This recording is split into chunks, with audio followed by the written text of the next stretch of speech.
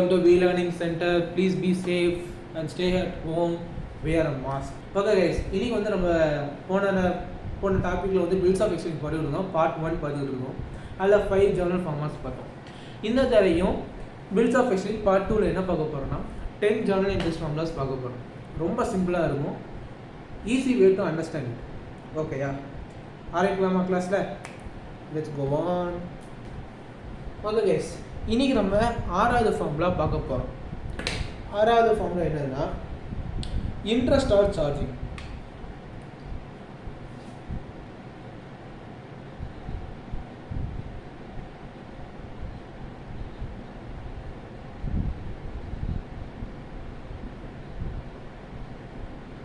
Entry for interest on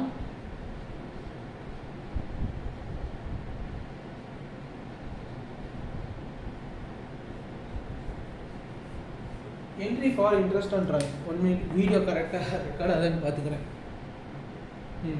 okay, entry for interest on drawing. இன்ட்ரெஸ்ட்டாக என்ன சொல்லுவீங்க? இப்போது ஒரு பொருளை நம்ம வாங்கும் போது இந்த டேட்டுக்குள்ளே நீங்கள் ஒரு ஃபோன் நம்ம வாங்குகிறோம். ஃபோன் வாங்குறதுக்கு ஒரு மாதம் இஎம்ஐ கட்டுங்கன்னு சொல்லுவாங்க. ₹1000 வச்சுக்கோங்க. அந்த இஎம்ஐ காஸ்ட் பண்ணும்போது அடிஷ்னலாக நம்ம அமௌண்ட் பே பண்ணுவோம். அது எதுனா இன்ட்ரெஸ்ட். இப்போ ஃபோனை நம்ம வாங்கிட்டோம். ஃபோனை வாங்கினா என்ன ஆகும்? இனிமேல் அவன் ஃபோன் வாங்கினா அந்த ஒரு மாதத்துக்கு கிடையாது. ஏன்னா ஒரு மாதத்துக்கு அவன் வந்து பேமெண்ட்டை பே பண்ணியிருப்பான். அடுத்த மாதத்துலேருந்து அவனுக்கு வந்து இஎம்ஐ ஸ்டார்ட் ஆகுது. இஎம்ஐ ஸ்டார்ட் பண்ணும்போது இப்போ அது கடைக்காரன் என்ன நினைப்பான்னா, பொருள் வந்து நம்மளோட அசட்டோட பொருள் வந்து இப்போ அவன் கையில் இருக்குது. ஸோ இனிமேல் அது அவன் ப்ராப்பர்ட்டினா அவன் ஒழுங்காக நம்ம பணத்தை கட்டணும். அப்படி கட்ட தவறிட்டால் இன்ட்ரெஸ்ட் அவனுக்கு போடப்படும். எப்படின்னா ஒரு 3% இல்லை 2% போடுவாங்க. போட்டுட்டு அதோட அமௌண்ட்டை ஆட் பண்ணி எடுப்பாங்க. ஓகேயா? அதான் entry for interest on drawings. ஓகேயா? அந்த பணத்தை எப்படி வசூலிப்பதை தான் பார்ப்பாங்க. சரிங்களா? இப்போ அதோட ஜர்னல் ஃபார்முலாஸ் பார்ப்போம். Entry for interest on drawing ஈஸியானது இல்லைன்னு சொல்லலாம். ட்ராயிங் வந்து யார் மூலியமாக பண்ணுறான்? Drawee, right?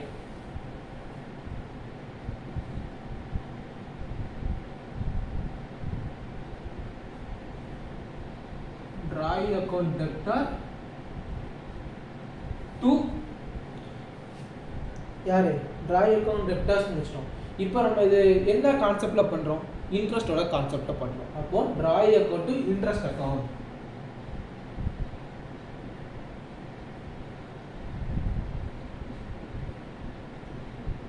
இது மெயினா இன்னொரு ஒரு கான்செப்ட் என்னன்னா, இப்போ பொருளை வாங்கி இப்போ நம்ம பே பண்ணுறோம். அந்த இஎம்ஐயில் கட்டுறோம்ல 1000, அது கூட மெயின் கிடையாது. அது கூட கொஞ்சம் விட்டுக்கலாம். தவிர இன்ட்ரெஸ்ட் ஒன்று வருது பார்த்தீங்களா, அதை ஆட் பண்ணுவோம். அதை ஆட் பண்ணும்போது தான் ட்ராயிங்க்கு வந்து பணம் இன்னும் ஏறும். இப்போ கொடுக்க வேண்டிய வட்டி கடைக்கு நம்மளுக்கு கொடுக்கணும். ஸோ ட்ராயிங் பேரில் ட்ராயிங் தானே பொருள் வாங்கியிருக்கான். So drawing to interest account. அதே இதில் ஆப்போசிட்டாக வச்சுக்கோங்க. இன்னொன்று இது யாருக்குன்னா ட்ராயர் அக்கௌண்ட். இப்போ அடுத்து எழுத போகிற ட்ராயி அவங்களுக்கு வந்து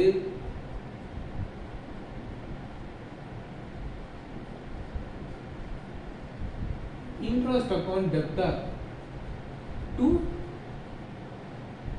ட்ராயர் அக்கௌண்ட். இது யாருக்குன்னா ட்ராயி. ஓகேயா? இது யாருக்குன்னா ட்ராயிக்குரியது. ஓகேயா? இப்போ இதில் என்ன கான்செப்ட்னா, இப்போ இன்ட்ரெஸ்ட் தான் அமௌண்ட்டை தான் நம்மளுக்கு எக்ஸ்ட்ரா ஆட் பண்ணுறதுனால அதை தான் மெயினாக கான்சன்ட்ரேட் பண்ணுவாங்க. அது யாருக்குன்னா ட்ராயிங் பொருள் வாங்கினவனுக்கு இன்ட்ரெஸ்ட் ஆட் ஆகும். So drawing account interest account. இதை வந்து நம்ம போன டாப்பிக்கில் பார்க்கும்போது ஆப்போசிட். நீங்கள் இதை பேஸ் பண்ணி கரெக்டாக எழுதிட்டாலே இதை எழுதிடலாம். இதை நீங்கள் பேஸ் பண்ணி எழுதினீங்கன்னா ஃபார்முலாஸை இதை நீங்கள் கரெக்டாக எழுதலாம். லைக் ஒரு ஆப்போசிட் சைட். ஓகேயா? இப்போ அடுத்த ஃபார்முலா பார்க்க போகிறோம். அடுத்த ஃபார்முலா வந்து 2 ஃபார்முலா சேர்த்து வரும். ஓகேயா? இதில் கண்டினியூ பண்ணால் தெரியுமா? ஓகே, இப்போ 7வது formula entry for new cash.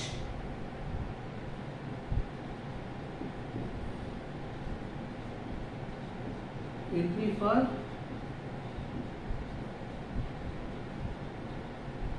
cash bills and new bill. Entry for cash and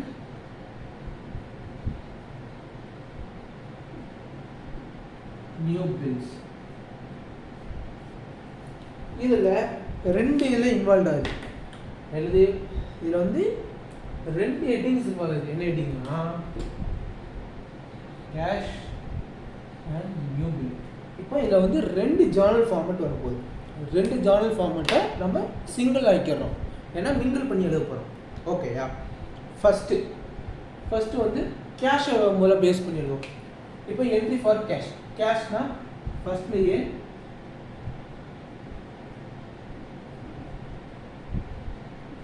cash or bank account debtor. ரைட்டா? கேஷுக்கு ஸ்டார்டிங்கில் முடிச்சாச்சு. இப்போ 2 யாருக்கு? 2 என்ட்ரி ஃபார் கேஷ் போட்டாச்சு. யாருக்கு படிப்போம்? டிராயின்னு நினைப்போம். கரெக்ட்.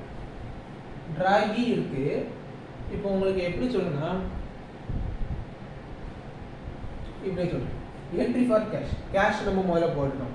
அடுத்தது ரெண்டாவது மெத்தட் என்ன வருதுன்னா நியூ பில்ஸ் இருக்கு. நியூ பில்ஸ்க்கு வந்தாலே உங்களுக்கு நான் வச்சுக்கோங்க, மெயினாக பில்ஸ் மேலே பில்ஸ் ரிசீவபிள் தானே, ஏன்னா டிராயர் வந்தால் தான் பில்ஸ் ரிசீவபிள், டிராயி வந்தால் பில்ஸ் பேபிள், அது நான் வச்சுக்கோங்க. இப்போ நியூ பில்ஸ் வந்து அவனுக்கு போதும்போது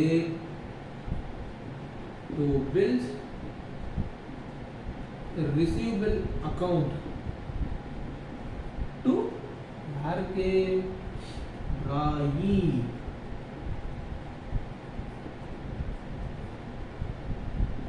ரைட்டா? நரேஷன்லாம் உங்கள் ஓனில் எழுதிக்கலாம்.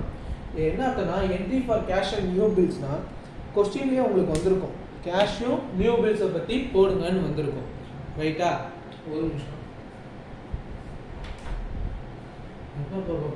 ஏகப்பட்ட entry for cash and new bills என்னன்னா முதல்ல வந்து கேஷோட கான்செப்ட் சொல்லிடுறேன். கேஷோட கான்செப்ட் வந்து நம்ம பொருள் வந்து யாருக்கு போயிருக்கோ அவன் வந்து நம்மளுக்கு கேஷும் இதில் பேங்க்லேயே பணத்தை போடுறான். அது மெயினாக வந்துடும். எது நம்மளுக்கு உள்ளே வருதோ அதான் மெயினாக போடுறோம், கேஷ் அண்ட் பேங்க் அக்கௌண்ட். அடுத்தது நியூ பில்ஸ் வரும். பில்ஸ் வந்தாலே டிராயி, இது வந்து டிராயர் சைடு நம்ம எழுதுகிறோம். டிராயர் சைடு எழுதும்போது பில்ஸ் ரிசீவபிள் மட்டும்தான் வரணும். பில்ஸ் ரிசீவபிள் போட்டாச்சு. அடுத்து யார்கிட்டருந்து வருது? டிராயி. அவன்கிட்ட தானே வருது. இப்போ ஃபோனை வாங்கிட்டோம், அவன்கிட்ட பேமெண்ட் நம்மளுக்கு வருது, அப்போ டிராயி அக்கௌண்ட். இதே இதை நீங்கள் ஆப்போசிட் சைடில் எழுத போகிறீங்க. இவங்க வந்து முதல்ல வருவாங்க.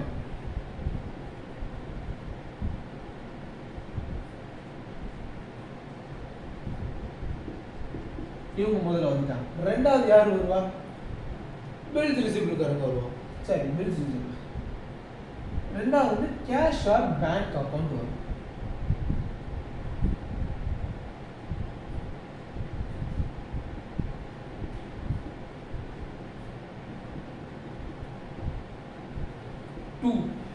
யாரு? Bills payable.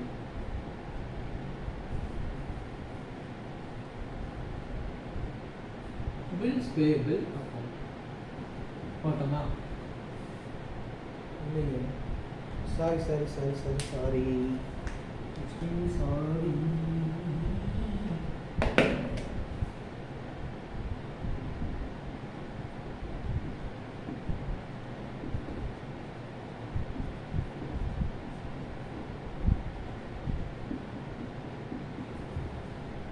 இது ஏன் இந்த பில்ஸ் ரிசீவபிள் இதில் வருதுன்னா, இப்போது இந்த கேஷுக்குரிய ஜேர்னல் என்ட்ரி இது, நியூ பில்ஸுக்குரிய ஜேர்னல் என்ட்ரி இது. ஏன்னா பொதுவாக இப்போ உங்களுக்கு என்ட்ரி ஃபார் கேஷ்னா நீங்கள் மெயினாக ரெண்டு தான் ஜேர்னல் என்ட்ரி நான் வச்சுக்கணும்.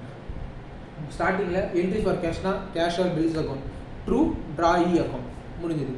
இப்போ நியூ பில்ஸ் உங்களுக்கு அடுத்து கேட்டிருந்தாங்கன்னா bills receivable account to through drawee account, அவ்வளோதான். ஏன்னா இன்னொன்று இது ரெண்டும் கேஷுக்கு வரும், அடுத்து இது ரெண்டும் நியூ பில்ஸுக்கு வரும். ரைட்டா? அது மட்டும் போதும். அதே தான். ஏன்னா இதுக்குன்னா நான் தப்பாக எழுதியிருக்கேன்.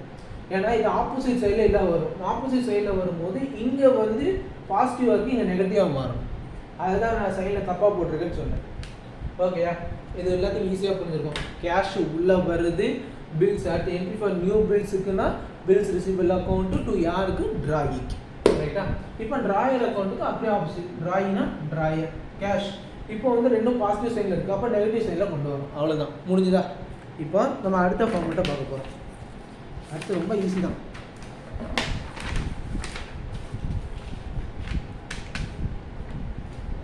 இப்போ அடுத்து போமா?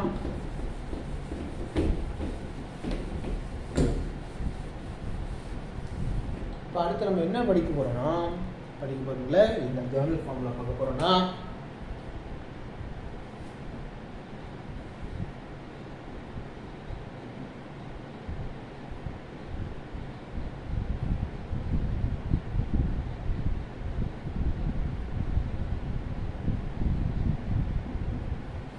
entry for retirement of bills. ஓகேயா? ரிட்டையர்மெண்ட் ஆஃப் பில்ஸ்னா ரிட்டர்ன் வருது, giving back, that's call retirement of bills. இந்த ரிட்டையர் ஆஃப் பில்ஸில் எக்ஸ்ட்ரா ஒரே ஒரு வார்த்தை மட்டும் தான் செய்கிறோம். இந்த ரிட்டையர்மெண்ட் பண்ண உடனேயே நம்மளுக்கு என்ன வரும்? கவர்மெண்ட்லேருந்து மாதம் மாதம் பென்ஷன் பண்ண வரும், தட்ஸ் கால் ரீபேட். ஓகேயா? ஒரு நிமிஷம். ஓகே, ரிட்டையர்மெண்ட் ஆஃப் பில்ஸ் என்ன சொன்னால் கிவிங் பேக். கிவிங் பேக்னா பணம் நம்மளுக்கு வருது. இப்போ கவர்மெண்ட்டில் வந்து கவர்மெண்ட் வேணாம், இப்போ பேங்க்னே எடுத்துப்போம். பேங்க்கில் வந்து ஒரு 1000 rupees வந்து நமக்கு பே பண்ணுறோம். ஆனால் அவங்க கொடுத்துருப்பாங்க, சார் 990 rupees ஒன்லி சார் நீங்கள் பே பண்ணணும், இதாங்க 10 rupees பேக்கில் கொடுத்துருவாங்க. So retirement of bills. ஓகேயா? 10 ரூபா மீதி கொடுத்துட்டாங்க, ஸோ ரிட்டையர்மெண்ட். அப்போ நம்மளுக்கு பின்னாடி வருது, பணம் நம்ம கைக்கு வருது. ஸோ ரிட்டையர்மெண்ட், அது மைண்டில் வச்சுக்கோங்க அந்த கான்செப்டை. இதோட ஜர்னல் என்ட்ரி நம்ம 7வது ஒரு ஜர்னல் என்ட்ரி பார்த்தோம், கேஷ் அண்ட் நியூ பில்ஸ். அதோட ஜர்னல் என்ட்ரி மோஸ்ட் ஈக்குவல் தான். இதில் ஃபஸ்ட்டு வந்து பில்ஸ், ரிட்டையர்மெண்ட் ஆஃப் பில்ஸ். அப்போது ரிட்டையர்மெண்ட் என்ன வார்த்தை சொன்னால் பணம் உள்ளே வருது, பணம்னா கேஷ். அப்போது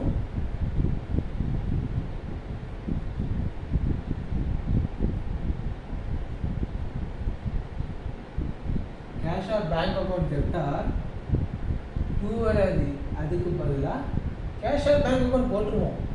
நம்மளுக்கு ரிட்டையர்மெண்ட் பண்ணுற பணம் 10 ரூபா, 10 ரூபா நம்மளுக்கு உள்ளே வருது, அப்போனா அது வந்து ரீபேட் அக்கௌண்ட்.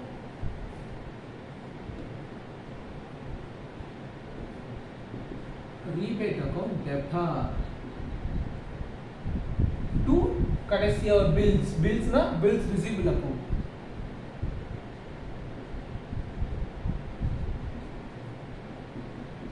That's all. ஈஸியா? இது உங்களுக்கு பிடிச்சிருக்கும். இந்த ஜர்னல் என்ட்ரி எல்லாத்துக்கும் ரொம்ப பிடிக்கும். ஏன்னா ரிட்டையர்மெண்ட் சொன்னால் பணம் நம்மளுக்கு உள்ளே வருதுன்னு சொல்லி, எந்த பணம் உள்ளே வருது, என்ன பணம்னா என்ன?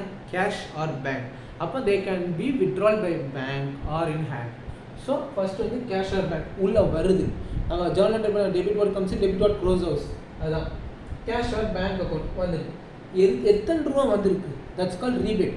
என்னன்னா ஒரு பணம் நம்மளுக்கு உள்ளே வருது, giving back more than too much.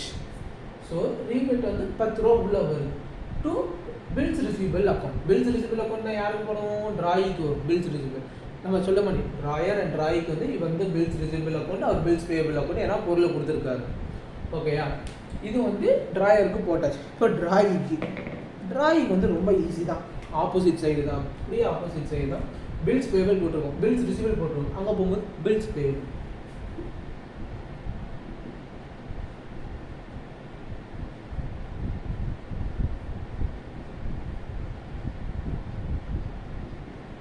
Bills payable account to cash or bank.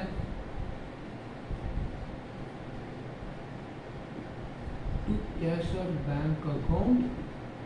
அடுத்து to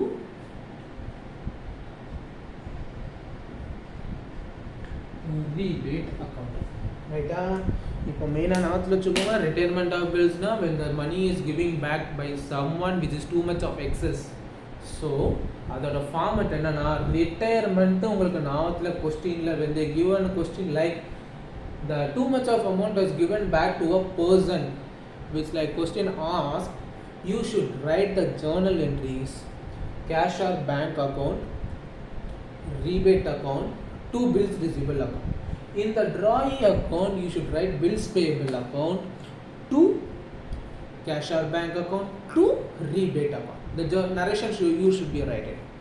Okay, it will be so easy to understand it. retirement means the person giving to amount which you have paid too much of excess. That's it, is called retirement of bills. Okay, next வந்து இப்போ அந்த ஒரு கேள்வியை கேட்டிருக்காங்க, அதில் வந்து 2 journal entry வந்திருக்கு. ஓகேயா, அதோட பார்த்து இந்த கிளாஸை நம்ம முடிச்சுக்கிறோம். என்னதுன்னா, when the drawee வந்து declared insolvent. இன்சால்வெண்ட்னா பணம் கொடுக்காதவங்க. இல்லைன்னா இன்சால்வெண்ட்னா பணம் கொடுக்காதவங்க. ஓகேயா,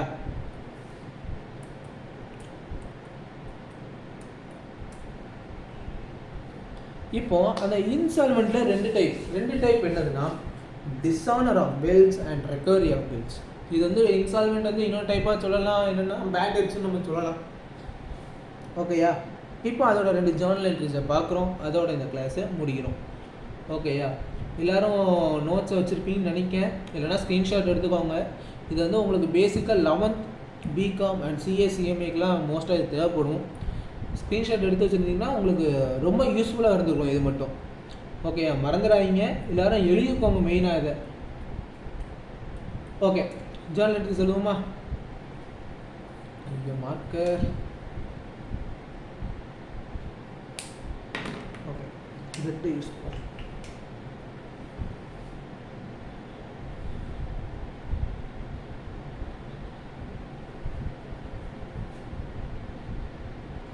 இதுலேயே உங்களுக்கு கேள்வி வந்திருக்கு. when the drawee declared, when the drawee declared insolvent னா பணம் கட்ட முடியாதவங்க. so they are called bad debts. ஓகேயா, இப்போ இங்கே drawee வந்துட்டு, drawee பொருள் வாங்கினவங்க பணம் கட்ட முடியல, so they are called as insolvent. ஓகேயா, இதில் when the bills வந்து dishonor ஏன்னா அவனால முடியல, ஸோ டிஸானர் ஆயிடுது.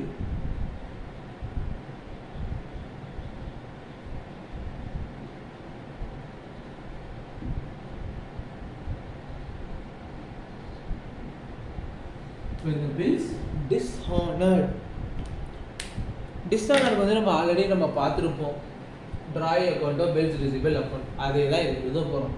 ஸோ சிம்பிள் தான்.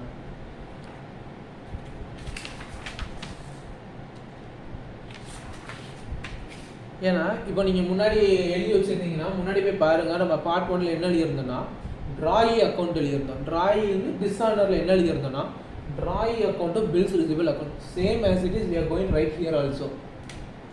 So drawee account debtor to bills receivable account creditor. That's it, enough. And here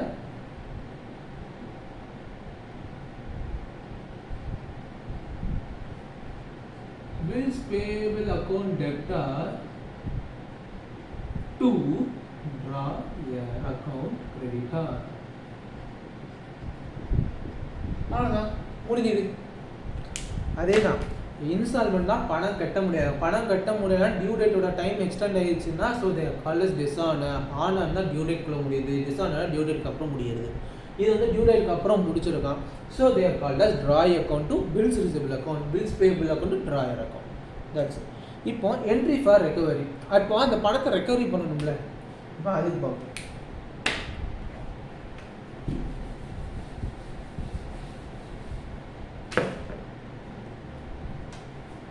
B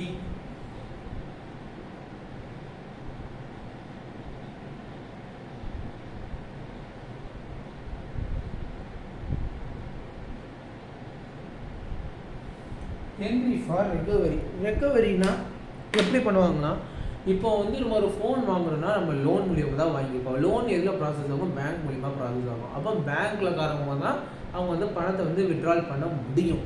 எப்படின்னா, இப்போ நம்ம ஃபோன் பர்ச்சேஸ் பண்ணுறோன்னா நம்ம அக்கௌண்ட்டில் வந்து ஒரு மினிமம் 2000 இருந்துச்சுன்னா அந்த ஃபோனுக்குரிய அமௌண்ட் மட்டும் அவங்க வித்ட்ரால் பண்ணிக்குவாங்க, பேங்க்காரங்க எடுத்துக்குவாங்க. ஸோ ரெக்கவரி எப்படிலாம் பண்ணலான்னா, பேங்க் பண்ணலாம், இல்லைனா டைரெக்டாக போய் கேட்கலாம். ஸோ இது வந்து மெயினான ப்ராசஸ் வந்து பேங்க்கில் தான் பண்ணுவாங்க இதை. ஸோ பேங்க் அக்கௌண்ட் ஸ்டார்டிங்லேயே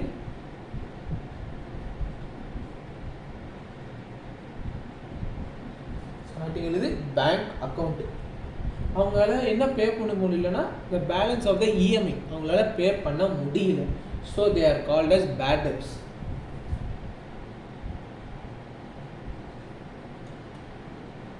bad debts account debtor. இதெல்லாம் யாரு கெட்டல? drawee. இவங்க தான் கெட்டல. ஸோ ரெக்கவரினா என்னன்னா பணத்தை வந்து நம்ம எப்படி வித்ட்ரால் பண்ணிக்கிறதா அர்த்தம். ஸோ அந்த பணத்தை வந்து வித்ட்ரால் பண்ணுற பேங்க்காரங்க தான் வித்ட்ரால் பண்ணுவாங்க. வித்ட்ரால் பண்ணிட்டு சொல்லுவாங்க யாரெல்லாம் அவங்களே சர்ச் பண்ணிப்பாங்க. லோன்ஸ் அமௌண்ட் வந்து எடுத்தவங்க இவங்க ஃபோன் பர்ச்சேஸ் பண்ணியிருக்காங்க, இவங்க இன்னும் பே பண்ணல. இப்போ எப்படின்னா இப்போ எக்ஸாம்பிள் பஜாஜ் ஃபைனான்ஸ்லாம் எடுத்துக்கலாம். இப்போ வந்து அவங்க ஸ்ட்ரெயிட்டாக வந்து நம்மகிட்ட வந்து கஸ்டமர்கிட்ட வந்து பணம் வாங்குறாங்க. பணம் வாங்கும்போது இப்போ நம்ம கொடுக்கலாம் சார், ஒரு மாதம் டைம் கொடுங்க, நான் எக்ஸ்ட்ரா வந்து பே பண்ணிடுவேன்னு சொல்கிறாங்க. They will give put and interest also and they will give us a bad debts. He has to give money to us. So in the bank also they will give a notice. So you have to replace the amount 1000 which you had by the phone. So அவங்களோட பேர் bad டெப்ட்னா அவங்க பணம் கொடுக்கல. இதில் இப்போ பணம் கொடுக்கலன்னு சொல்லிட்டோம். இந்த சைடு நம்ம என்ன எழுத போகிறோம்னா அப்படியே ஆப்போசிட்டாக எழுத போகிறோம்.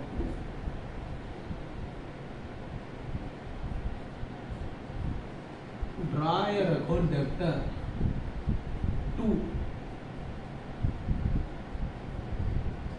to பேங்க் அக்கௌண்ட் டு இதில் வந்து பேட் டெப்ட் போட்டோம். இதில் என்ன போகிறோம், டிஃபிஷியன்சியும் போட போகிறோம்.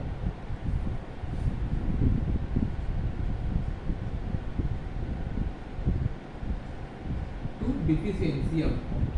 டிஃபிஷியன்சி என்ன பணம் பே பண்ண முடியல, அவ்வளோதான். இப்போ நம்ம வந்து 4 பார்த்துருக்கோம். இப்போ ஏன்னு சொல்கிறேன்னா ஃபோனில் வந்து சார்ஜ் வந்து 2 லோவாக இருக்குது. இதோட கிளாஸை முடிச்சுப்போம்.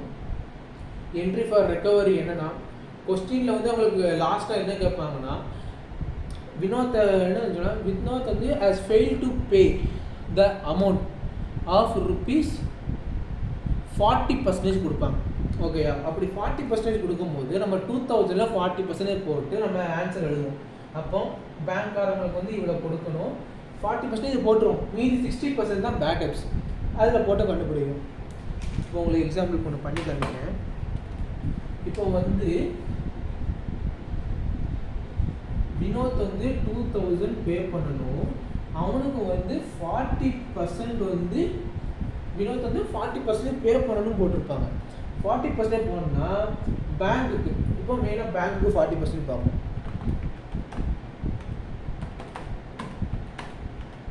₹800 பேங்க்குக்கு பே பண்ணுவோம். ஓகேயா? மீதி எவ்வளோ பர்சன்டேஜ் இருக்குது? மீதி 60%. மீதி 60% எவ்வளவு? ₹1800. ₹1200 இவன் பே பண்ணுவான். ட்ராய்க்கு மொத்தமாக எவ்வளோ ஆச்சு? ₹2000 ஆச்சு. அவ்வளோதான். இப்படி தான் கேள்வி கேட்பாங்க. அவங்க எப்படின்னா நம்பராக கொடுக்க மாட்டாங்க, உங்களுக்கு வந்து பர்சன்டேஜாக தான் கொடுப்பாங்க. பர்சன்டேஜ் கொடுத்து நீங்கள் கண்டுபிடிக்கணும். ஸோ பேங்க் அக்கௌண்ட் கொடுத்த 40% உங்களை பேங்க்கு போடுங்க. அடுத்து பேட் டெப்ட்ஸுக்கு போடுங்க. எவ்வளோ 1000 அவங்க கட்டணும். ஸோ ட்ராய் அக்கௌண்ட் அதில் நீங்கள் ஆப்போசிட்டாக பண்ண போகிறீங்க. ஓகே கைஸ், இதோட இந்த கிளாஸை முடிச்சுக்குவோம். அடுத்த பார்ட் 3ல் கவனிப்போம். பார்ட் 3ல் வந்து உங்களுக்கு முடிய போகுது. இன்னும் 5 ஜேர்னல் என்ட்ரிஸ் தான் இருக்குது. அதோடு உங்களுக்கு முடிஞ்சது. ஜேர்னல் என்ட்ரிஸ் முடிச்சு ஒரு 2-3 சம்ஸை பார்ப்போம். சம்ஸை பார்த்துட்டு நம்ம அடுத்த ஒரு டாப்பிக்கு போவோம். ஓகேயா? மறக்காமல் இன்ஸ்டாகிராம் ஐடியை ஃபாலோ பண்ணுங்கள். உங்களுக்கு டிஸ்கிரிப்ஷனில் கொடுக்குறேன். மறக்காமல் சப்ஸ்கிரைப் பண்ணி வச்சுக்கோங்க, ஃபாலோவும் பண்ணி வச்சுக்கோங்க. ஓகே கைஸ், இதோட கிளாஸ் முடியுது. வெளியே வரும்போது மாஸ்க் போட்டு வாங்க. வெளியே தயவுசெய்து இப்போ வராதிங்க. பி சேஃபாகவே இருங்க. இதே மாதிரி நிறைய வீடியோஸ்லாம் பார்க்கணுன்னா மறக்காமல் என் யூடியூப் சேனலை சப்ஸ்கிரைப் பண்ணி வச்சுக்கோங்க. பக்கத்துக்கு பெல் ஐக்கானும் ஆன் பண்ணி வச்சுக்கோங்க. நிறைய மோர் இன்ஃபர்மேஷன் வேணும்னா மறக்காமல் என் இன்ஸ்டாகிராம் ஐடியை ஃபாலோ பண்ணுங்கள். தேங்க்யூ.